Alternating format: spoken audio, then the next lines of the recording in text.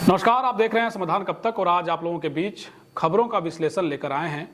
और खबरों का विश्लेषण अगर होता है तो आप चीज़ों को बारीकी से समझने का प्रयास करिए। शायद इसलिए ज़रूरी है ये खबर को देखना आपके लिए, क्योंकि हम जिस समाज में रहते हैं वो समाज कैसा है, हम किस समाज को देखने का प्रयास कर रहे हैं, या हम किस तरह का समाज गढ़ने का प्रयास कर रहे हैं, अपने समाज को किस दिशा में ले जाने का प्रयास कर रहे हैं, ये बेहद महत्वपूर्ण हो जाता है। जब हम समाज की बात कहते हैं तो सबसे पहले आपको अपने निजी जीवन को देखना चाहिए, क्योंकि आपके जीवन के बाद ही समाज होता है। आप जो काम करते हैं वही समाज में दिखता है और उसी तरीके का समाज बनता भी है।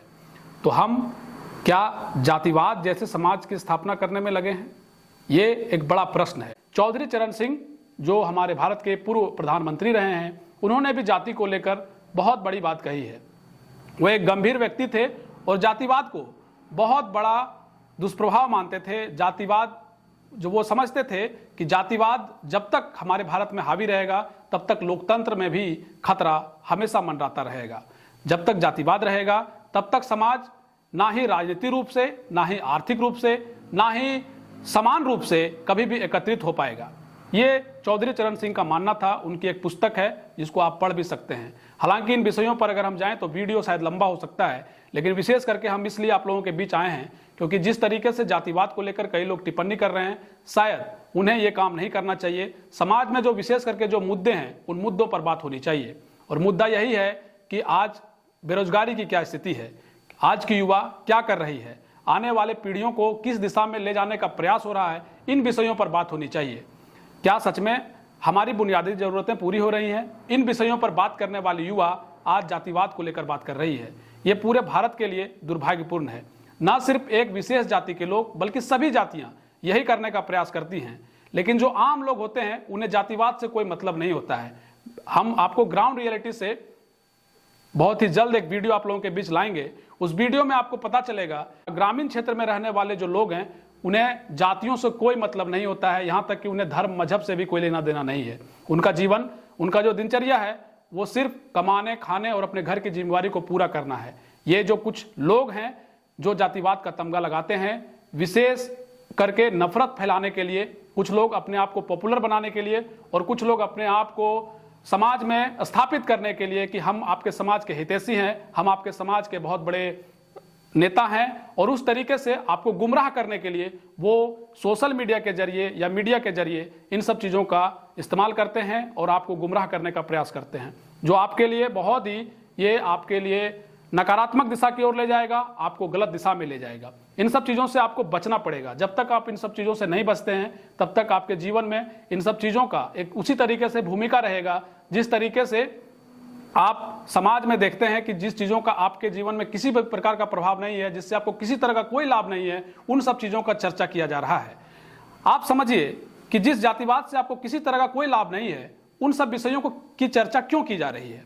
इन सब विषयों की चर्चा उसी तरीके से है जैसे आपको बेरोजगारी के मुद्दे से भटकाकर, आपके बुनियादी जरूरतों से भटकाकर, आपके बेहतर शिक्षा से भटकाकर, आपके लिए बेहतर स्वास्थ्य से भटकाकर, आपके आने वाले जो पीढ़ी है, आपके जो बाल बच्चे हैं, उनके बेहतर भविष्य से भटकाकर आपको एक ऐसे मुद्दे के साथ जोड़ने का प्रयास किया जा रहा है जो आपके जीवन में उसका किसी तरह का कोई फलाफल नहीं है, कोई आपके लिए उसका फायदा नहीं है। तो इन सब चीज़ों से बचना चाहिए। शायद इसी वजह से इस वीडियो को आप लोगों के बीच हम लाने का प्रयास कर रहे हैं। आप लोग बहुत बुद्धिजीवी हैं, चीज़ों को समझते हैं, और हम भी यही प्रयास करते हैं। एक पत्रकार होने के नाते भी हमारा ये दायित्व बनता है कि समाज में अगर कोई नफरती माहौल बनाने का प्रयास कर रहा है तो उन माहौलों को कम से कम नहीं बनाया जाए, ताकि समाज बेहतर दिशा में चल सके। अगर आप अपने आप को सामाजिक प्राणी समझते हैं तो ये सभी की जिम्मेदारी बनती है कि हम सभी जातिवाद पर चोट दें और एक बेहतर मुद्दे की तलाश करें और बेहतर मुद्दे को समझें कि हमारे लिए बेहतर मुद्दा क्या हो सकता है। संविधान में हमें अभिव्यक्ति की आज़ादी मिली है, हम कुछ भी कहने के लिए, कुछ भी बोलने के लिए स्वतंत्र हैं, लेकिन उसमें भी कई तरह के नियम हैं। उन नियमों का भी हमें ठीक ढंग से पालन करना चाहिए। हम क्या कह रहे हैं, समाज में इसका क्या प्रभाव हो सकता है, इन विषयों पर भी चर्चा होनी चाहिए।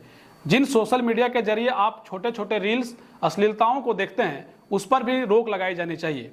शायद सरकार भी गंभीर है इन विषयों को लेकर के, कई तरह के कानून बनाए जा रहे हैं। आईटी सेक्टर में भी कई तरह के कानून बने हैं, लेकिन फिर भी देखिए कि आज भी सोशल मीडिया पर अश्लीलता, नफरती बातें और कई तरह की चीज़ें लिखी जाती है। शायद इन सब चीज़ों पर बैन होना चाहिए, लेकिन उससे पहले आपके विचार स्वच्छ हों तो शायद इसे बैन करने की जरूरत नहीं पड़ेगी।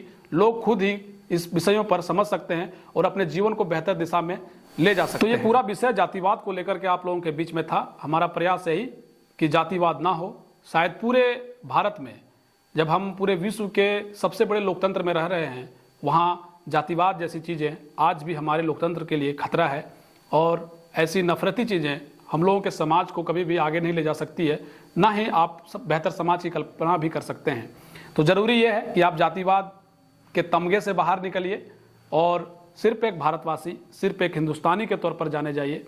ठीक है, वर्ण बांटे गए हैं, जातियाँ बांटी गई हैं, उन सब चीज़ों में आरक्षण भी दिया गया है। जो भी नियम कायदे हैं उन सब चीज़ों को निभाया जाना चाहिए। इसके विरोध में हम कभी नहीं हैं और आप भी समझते हैं कि इन सब चीज़ों से आपको किसी तरह का कोई लाभ नहीं है।